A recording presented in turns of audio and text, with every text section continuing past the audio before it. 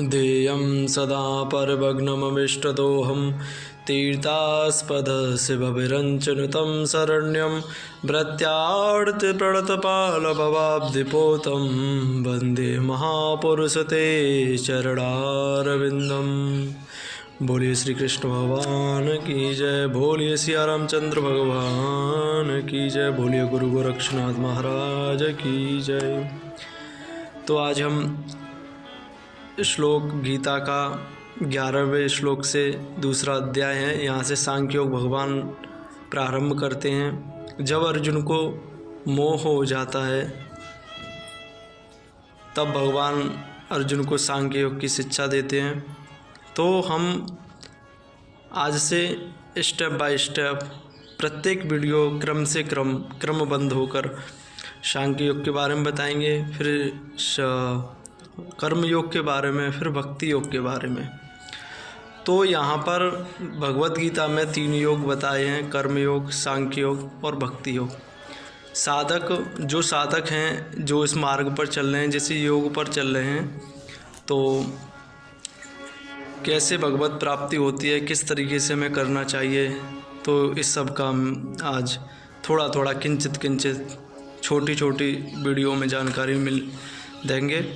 भगवान ने जो आदेश दिया, जो भी भगवान की इच्छा है, मैं उस इच्छा से कर रहा हूँ। इसमें मेरा कुछ नहीं है, बस भगवान की जो आज्ञा है वही सुनाऊंगा मैं आपको। तो सांख्य योग में पहला श्लोक है 11वां श्लोक दूसरे अध्याय से स्टार्ट होता है। अशोचानन वशोचस्तम प्रज्ञावादांच भासते गतासून गताशोचम नानि शोचन्ति पंडितः। कहते हैं जो अर्जुन तुमने जो शोक किया है वो व्यर्थ है, क्योंकि ज्ञानी लोग जो होते हैं वो किसी के मरने पर, किसी के जीवित होने पर शोक नहीं करते, और तू फिर ऊपर से पंडितों जैसी बातें भी कर रहा है। तो वास्तविक पंडित ज्ञानी वही है। पंडित देखो कोई जाति नहीं है, पंडित का मतलब ज्ञानी से लिया गया है। सार्थक जो शब्द है पंडित का वो ज्ञानी जनों से लिया है। तो श्री कृष्ण भगवान कहते हैं अर्जुन से कि तू जो पंडितों जैसी बातें कर रहा है और तूने शोक न करने का तूने शोक किया है। तो वहीं पर सांख्य योग प्रारंभ करते हैं, क्योंकि जब अर्जुन को ज़्यादा शोक हो जाता है, यह मेरे दादाजी हैं, ये मेरे पिताश्री हैं, ये मेरे गुरु हैं, ये मेरे भ्राता हैं, तो वहीं पर वो युद्ध अपने कर्म से विमुख हो जाते हैं अर्जुन। तो इसी के बारे में श्री कृष्ण भगवान कहते हैं कि मनुष्य को शोक तब होता है जब संसार के यह मेरे और ये मेरे नहीं है ये ज्ञात होता है। ऐसी आसक्ति बन जाती है, ममता जो हो जाती है, जिस वस्तु के प्रति ममता हो जाती है और उस ममता में आसक्ति हो जाती है। जिस वस्तु में, असत वस्तु, को संसार की जितनी भी वस्तु हैं वो क्या है, सब असत है, नाशवान है, किसी न किसी समय आने पर वो नाश होगा उसका। और उन्हीं असत वस्तु से ही हमारा आसक्ति हो जाती है, हमारी ममता हो जाता है, मोह हो जाता है।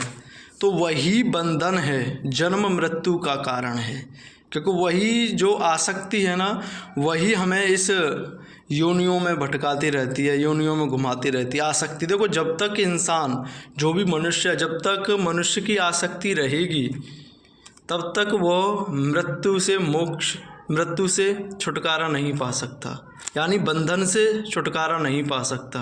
वो क्रम में चलता रहेगा, वो बंधन में फंसा रहेगा, चक्र बंधन में, मृत्यु जन्म के बंधन में वो फंसा रहेगा। तो सबसे पहले हमें आसक्ति क्या है आगे चल के बताएंगे। आसक्ति है, कर्तव्य कर्म है और स्थिर प्रज्ञ बुद्धि है, जो आगे चल के प्रसंग जैसे आते जाएंगे, भगवान की कृपा से आपको अनुसरण कराते जाएंगे। तो कहते हैं मनुष्य को शोक तब होता है ये कि हम किसी दूसरी वस्तु को, संसार की वस्तु को अपना मानकर उसमें आसक्ति लगा लेते हैं। आसक्ति का मतलब होता है उससे प्रेम, ममता, मोह करना। आसक्ति का मतलब होता है उससे इच्छा रखना कि आगे चल के ये ऐसा करेगा, ऐसा करेगी, या इस वस्तु को हम प्राप्त कर हमारे साथ ऐसा होगा, वह होती है आसक्ति। आगे इसकी और व्याख्या बताएंगे आसक्ति की क्या है। अभी संक्षिप्त में इतना ही है। असोचानन व सोचस्तम। संसार में दो चीज़ें हैं, समझना, संसार में सिर्फ दो चीज़ें हैं, सत असत। देखो, सत माने जो सत है और असत माने जो विनाशी है। इसी को भगवत गीता में शरीर और शरीरी कहा है। शरीर माने जो विनाश है और शरीरी माने जो अविनाशी है, जैसे आत्मा कहा है। इन दोनों में शरीरी तो अविनाशी है और शरीर है विनाशी। अविनाशी का कभी विनाश नहीं होता, जो अविनाशी है उसका तो कभी विनाश ही नहीं होगा, और जो विनाशशील वस्तु है उसका तो विनाश होना ही है, आज नहीं तो कल, कल नहीं तो परसों, परसों नहीं तो 20 साल बाद होना है। तो वह एक क्षण भी स्थायी नहीं है। जो विनाशी जो वस्तु है, जो असत वस्तु है, वह एक पल, एक अणु तक स्थायी नहीं है। वो प्रतिदिन, प्रति क्षण, प्रति अणु वो क्षीण होती जा रही है। और उसी वस्तु से विमुख होने पर हमें मोह, ममता इत्यादि ये रखना चाहिए, तो ये हमारी मूर्खता है। तो यहाँ कहते हैं जो असत वस्तु है, यानी जो विनाशशील वस्तु है, संसार में जितनी भी वस्तु तुम्हें दिखाई दे रही है वो सब विनाशशील है, वो नष्ट होनी है। चाहे हमारा शरीर, हमारे इंद्रियां, सामने की वस्तु, घर परिवार, भाई बंधु, ये सब विनाशशील हैं। और ये विनाश ही शील में अगर हम आसक्ति लगा लेंगे और वो तो विनाश होनी है और उसमें हमने अपना मान लिया है उसे, तो वहाँ पर तो शोक पैदा स्वाभाविक है, दुख होगा ही माँ बाप। तो वहाँ हमें क्या करना है कि हमको आसक्ति न लगाकर केवल संसार की वस्तु को ही समझना है। हमें समझना है कि ये संसार की वस्तु हैं और ये संसार की वस्तु जितनी भी हैं ये सब नष्टवान है, नाशवान है। इनसे मोह, ममता, आसक्ति नहीं लगानी चाहिए। जो ऐसा पुरुष करता है तो उसे सुख दुख स्वप्न में भी नहीं आते। स्वप्न में क्या, उसे एहसास भी नहीं होता दुख क्या है, सुख क्या है। क्योंकि देखो, दुख और सुख जो हैं वो हमारे ही अंदर हैं, हमारे ही अंदर हैं जो सुख दुख है। एक मैं बात बताता हूँ, जैसे हम कहीं रास्ते में जा रहे हैं, हमारे पास कुछ नहीं है, बढ़िया मग्न से जा रहे हैं, कोई चित्त में कुछ किसी की क्लेश किसी का नहीं है, और जाते समय रास्ते में 500 रुपये मिले। अब उस 500 रुपये को उठाकर कुर्सी मिल गई, हमें बहुत प्रसन्नता हुई कि हमें 500 रुपये मिल गए। तो वो आगे प्रसन्नता कहीं मिली नहीं, अपने आप से अंदर से प्रशंसा आई। और उसी 500 का आगे चलकर जैसे कहीं गए और वो गिर गया या किसी ने ले लिया, तो वहीं पर दुख पैदा हो गया आपका। तो देखो, बड़ा सूक्ष्म तरीक़ा से समझना है इस बात को। देखो, सुख दुख कोई आया नहीं कि ये सुख है ये दुख है आप ले लो, ऐसा नहीं है। ये अपने अंदर स्वयं प्रकट हुए इंद्रियों से। क्यों जब 500 रुपये का जब एक नोट मिला था तो आपको खुशी हुई, और उसके खो जाने से दुखी हुए, दुख मिला।